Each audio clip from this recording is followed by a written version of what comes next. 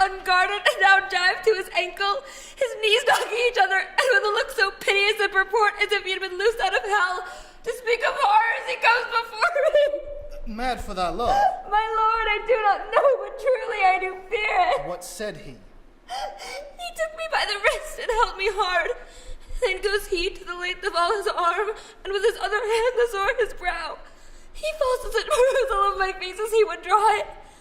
Long stayed he so, and at last, with a little shaking of mine arm, thus his hand is waving up and down, he raised his eyes so piteous and profound that it did seem to shatter all his bulk and end his being. That done, he lets me go. And out of doors he went, with his head over shoulder turned. And he seemed to find his way without his eyes, and at the last bended their light on me. Come, go with me. I will go seek the king. This is the very ecstasy of love, whose violent property foredoes itself, and it leads the will to desperate undertakings as oft as any passion under heaven that does afflict our natures. I am sorry. What, have you given him any hard words of late? No, my lord, but as you did command, I did repel his fetters and denied his access to me. That hath made him mad. I am sorry that with better heed and judgment I had not quoted him. I feared he did but trifle and meant to wreck thee, but beshrew my jealousy. By heaven, it is as proper to our age to cast beyond ourselves in our opinions as it is for the younger sort to lack discretion. Come, go we to the king. This must be known, which, being kept close, might move more grief to hide than hate to utter love.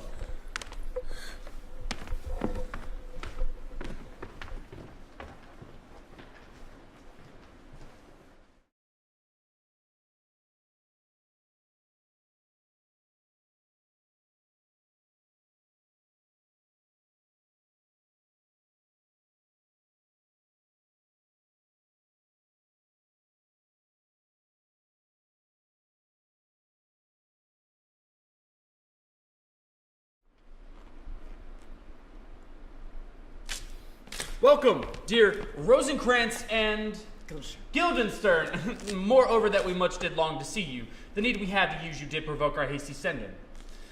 Something have you heard of Hamlet's transformation, so call it? Sith nor the exterior, nor the inward man resembles that it was. What it should be, more than his father's death that thus had put him so much from the understanding of himself, I cannot dream of. I entreat you both that being of so young days brought up with him, and sit so neighbor to his youth and behavior, that you vouchsafe your rest here in our court some little time. So by your companies, to draw him onto pleasures, and to gather so much from occasion you may glean, whether aught to us unknown afflicts him thus. That open lies within our remedy. Good friends, he hath much talked of you. And sure I am there are two friends not living to whom he more adheres. If it will please you to show us so much gentry and goodwill as to expend your time with us a while, for the supply and profit of your hope, your visitation shall receive such thanks as fits a king's remembrance. Both your majesties might by the sovereign power you have of us put your dread pleasures more into command and to entreaty. But we both obey, and here give up ourselves in full bent to lay our services freely at your feet, to be commanded. Thanks, Rosencrantz and gentle Guildenstern. Thank you, Guildenstern and gentle Rosencrantz. Oh. And I beseech you to instantly visit my too much changed son. Go, some of you, and bring these good friends where Hamlet is. Heavens help our presence and practices be helpful and pleasant to him. Aye, amen. The ambassadors from Norway, my lord, are joyfully returned. Ah, thou still hast been the father of good news. Have I, my lord? I assure my liege, I hold my duty as I hold my soul, both to my God and my gracious king. And I do think, or else this brain of mine hunts not the trail of policy as sure as it used to, that I have found the very cause of Hamlet's lunacy. He tells me, my dear Gertrude, he hath found the head and source of your son's distemper. I doubt 'tis no other but the main his father's death nor a hasty marriage. My liege and madam, to expostulate what majesty should be, or what duty is, why, day is day, night, night, and time is time, we're to do nothing but waste night, day, and time. Therefore, since brevity is the soul of wit, and tediousness the limbs and outward flourishes, I will be brief. Your noble son is mad. Mad call I it, for to define true madness, what is but to be nothing else but mad? But let that go. More matter with less art. Madam, I swear I use no art at all. That he is mad, 'tis true. 'Tis true, 'tis pity, and pity 'tis true. A foolish figure, but farewell it, for I will use no art. That he is mad, let us grant then. And now remains that we find the cause of this effect. Or rather say, the cause of this defect, for this effect defective comes by cause. Thus it remains, and the remainder thus. Perpend, I have a daughter, have while she is mine, who, in her duty and obedience, mark, hath given me this. And now gather, and surmise. To the celestial and my soul's idol, the most beautified, O feel. That is an ill phrase. Beautified is a vile phrase. But you shall hear. Thus, in her excellent white bosom, these... Came this from Hamlet to her? Good madam, stay a while. I will be faithful. Doubt thou the stars are fire. Doubt that the sun doth move. Doubt truth to be a liar. But never doubt I love. This in obedience hath she shown me, and moreover hath his solicitants, as they fell out by time, by means, and place, all given to mine ear. But how hath she received his love? What do you think of me? As of a man faithful and I would honorable. fain prove so. But what might you think? When I had seen this hot love on the wing as I perceived it, I must tell you that before my daughter told me, what might you, or my dear majesty, your queen here, think, if I had played the desk or table book, or given my heart a wink and mute and dumb, or looked upon this love with idle sight, what might you think? No, I went round to work, and my young mistress thus did I bespeak. Lord Hamlet is a prince out of thy star. This must not be. And then I precepts gave her that she should lock herself from his resort, admit no messengers, receive no tokens. And this done, she took the fruits of my advice, and he, repulsed, a short tale to make, fell into a sadness, then into a fast, thence to a watch, thence to a weakness, thence to a lightness, and by this declension, into the madness wherein now he raves, and all we mourn for. How may we try it? You know, sometimes he walks 4 hours here together in the lobby. So he does indeed. At such time, I'll loose my daughter to him. Be you and I behind an arras, then mark the encounter. If he love her not, and be not from his reason fallen thereon, let me be no assistant for estate, but keep a farm and carters. We will try it. But look, where sadly the poor wretch comes reading. Away, I do beseech you both away. I'll board him presently.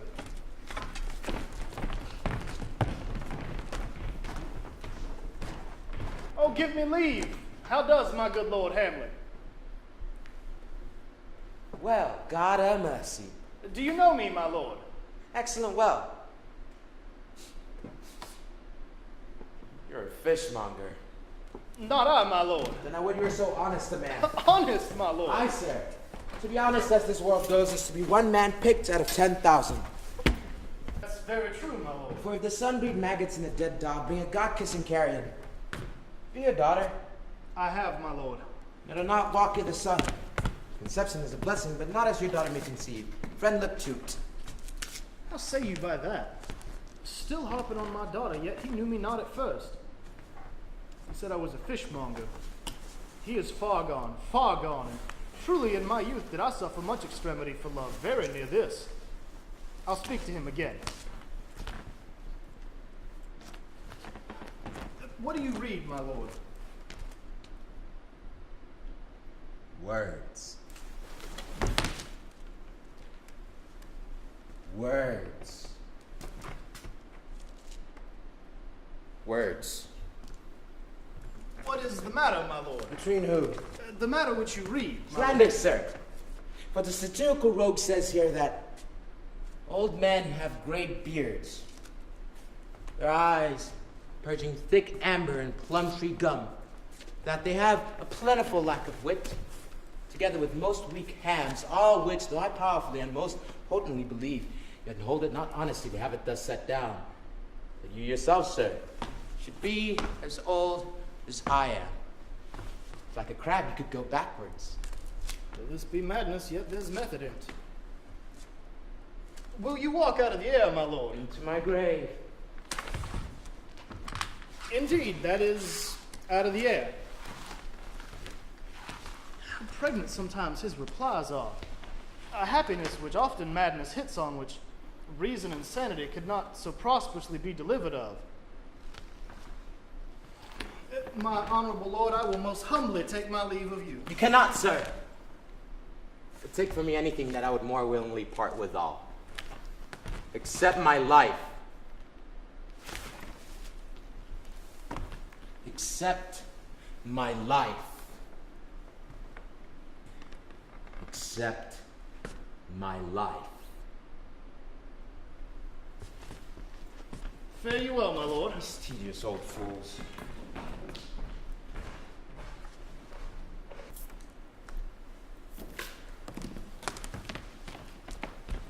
My honored lord! My most dear lord. My excellent good friends, how do ye both? Guildenstern. Rosencrantz. How dost thou? As the most indifferent chosen of the earth. Happy in that we are not overly happy. On Fortune's cap, we are not the very button. Nor the soles of her shoes. Ah, neither, my lord. Then you live about her waist, or in the middle of her favors. Faith, her private's way. In the secret parts of fortune. Most true she is a strumpet. What's the news? None, my lord. But that the world's grown honest. Then doomsday is near. But your news is not true. Let me question more in particular. What have you, my good friends, deserved at the hands of fortune that she sends you to prison hither? Prison, my lord. Denmark's a prison. Then is the world one. A goodly one, in which there are many wards, confines, and dungeons, Denmark being one of the worst. Why then your ambition makes it one. 'Tis too narrow for your mind. God, I could be counted a king of infinite space, were it not that I have bad dreams. Which dreams indeed are ambition. For the very substance of the ambitious is merely the shadow of a dream. The dream itself is but a shadow. Truly. And that whole ambition of so airy and light, the quality that's but a shadow. Then our beggars' bodies, and our monarchs and outstretched heroes, the beggars' shadows. Shall we to court? For by my fate, I cannot reason. We'll wait upon you, my No lord. such matter. I will not look upon you like the rest of my servants, for to speak to you like an honest man, I am most dreadfully attended. But in the beaten way of friendship, what make you an Elsinore? To visit you, my lord. No other occasion. Beggar that I am even poor in thanks. And sure, dear friends, my thanks are too dear a halfpenny, but I thank you. Were you not sent for? Is it a free visitation? Is it your own inclination? Come. Deal justly with me. Nay, speak. What should we say, my lord? Why, anything but to the purpose. You were sent for, and there's a kind of honesty in your looks which your modesties have not the craft to color. I know the good king and queen have sent for you. To what end, my lord? That you must teach me. But let me conjure you, by the rights of our fellowship, by the constancy of our youth, by the obligation of our ever-preserved love, and more dear, better proposer could charge withal, whether you were sent for or no, be even and direct with me. What say you? My lord, we were sent for. I will tell you why. To so shall my anticipation prevent your discovery and your secrecies of the king and queen moult no feather. I have of late, but wherefore I know not, forgone all customs of exercises, lost all my mirth. And indeed, it goes so heavily with this disposition. This goodly frame, the earth, seems to me a sterile promontory. This most excellent canopy, the air, look you, this brave o'erhanging firmament, this majestical roof fretted with golden fire. Why, it seems no other thing to me than a foul and pestilent congregation of vapors. What a piece of work is a man. How noble in reason. How infinite in faculty. In form and moving, how express and admirable. In action, how like an angel. In apprehension, how like a god. The beauty of the world, the paragon of animals. And yet, to me, what is this quintessence of dust? Man delight's not me. No, nor woman neither, though by your smiling you seem to say so. My lord, there were no such stuff in my thoughts. Why did you laugh then when I said man delight's not me? To think, my lord, what Lenten entertainment the players shall receive from you. We quoted them on the way, and hither they are to offer you service. What players are they? Those you are wont to take delight in, the traditions of the city. And there are the players.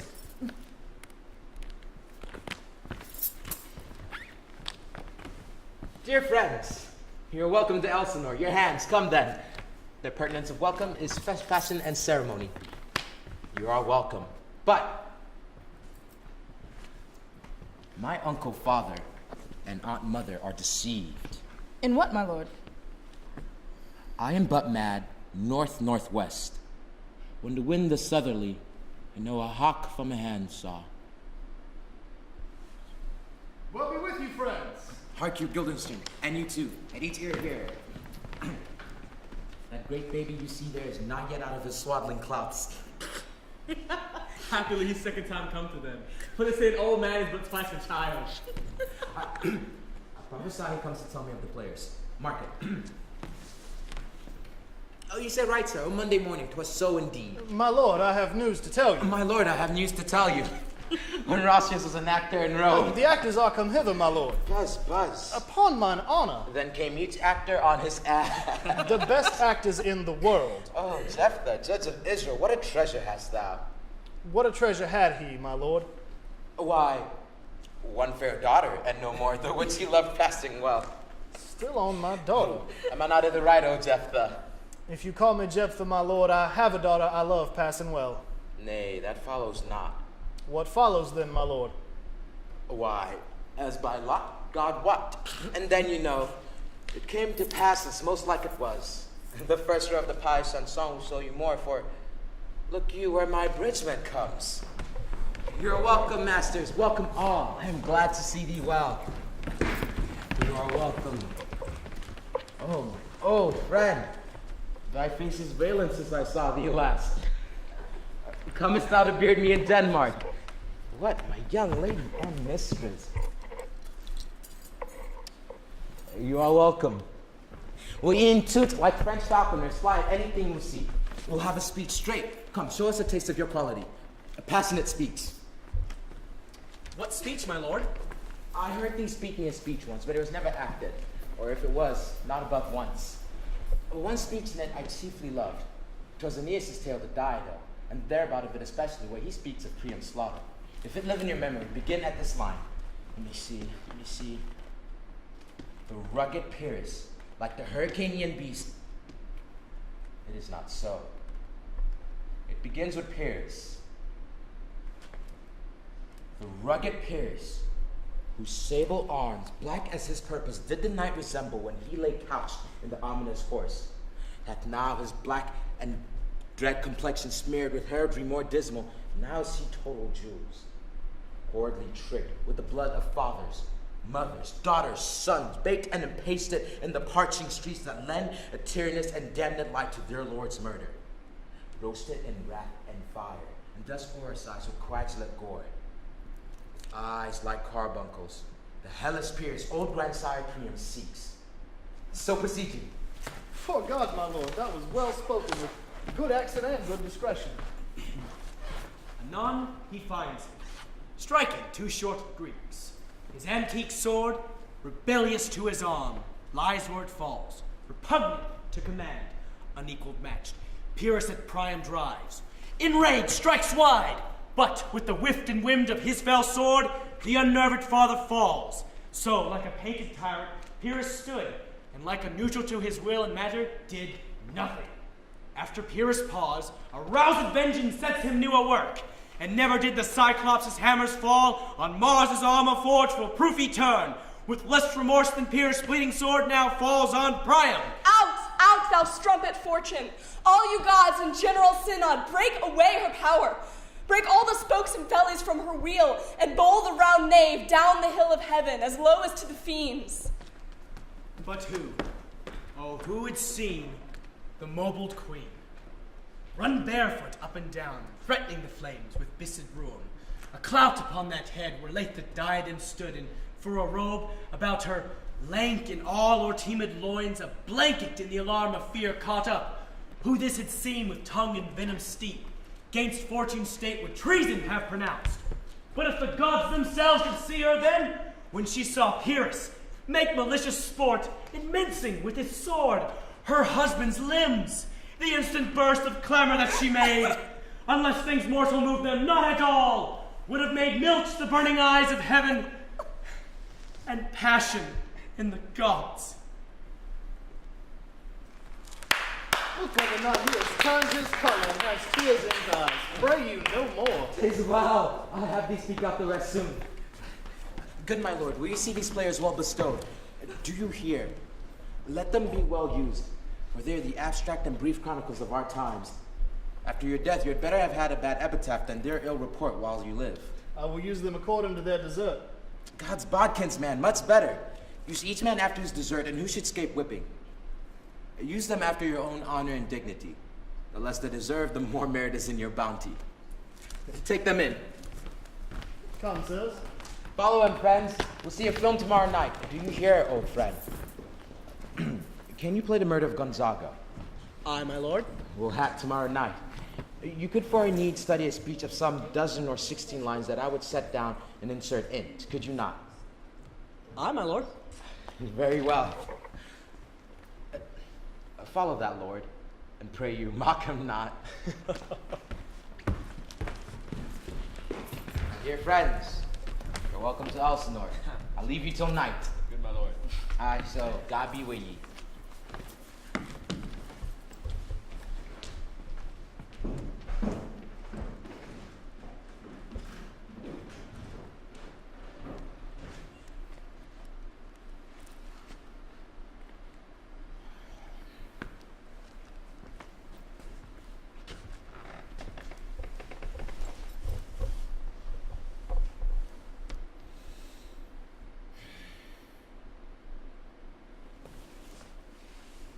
Now I am alone.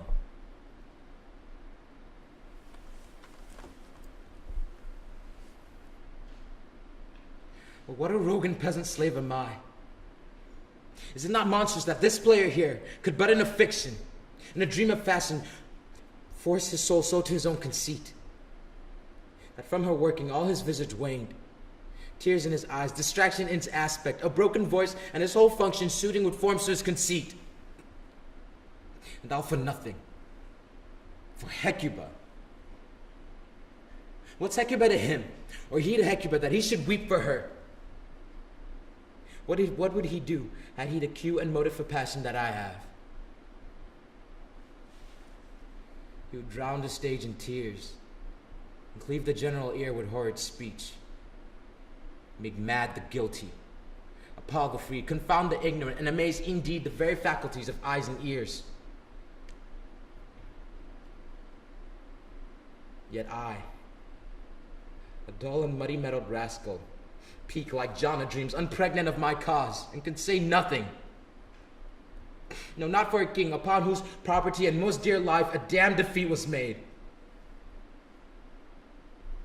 Am I a coward? Who calls me villain? Breaks my pate across, tweaks me by the nose, plucks off my beard and blows it in my face, gives me the lie in the throat as deep as to the lungs. Who does me this? Swoons, I should take it. For it cannot be but I am pigeon-livered and lack gall to make oppression bitter. Or ere I should have fatted all the region's kites with this slave's awful. Bloody body villain. Remorseless, lecherous, treacherous, kindless villain. Oh, vengeance. What an ass am I. This is most brave that I, the son of a dear father murdered, must, like a whore, unpack my heart with words and follow cursing like a drab, a scullion, a firepot foe. about my brain.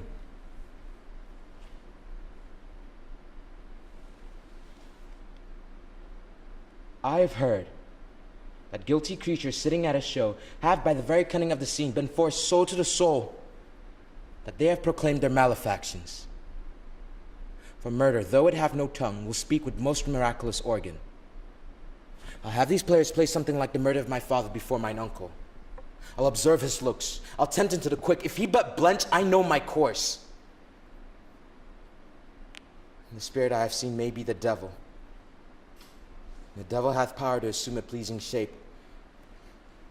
And perhaps, out of my weakness and melancholy, as he is very potent with such spirits, abuses me to damn me. I'll have grounds more relative than this. The play's the thing, wherein I'll catch the conscience of the king,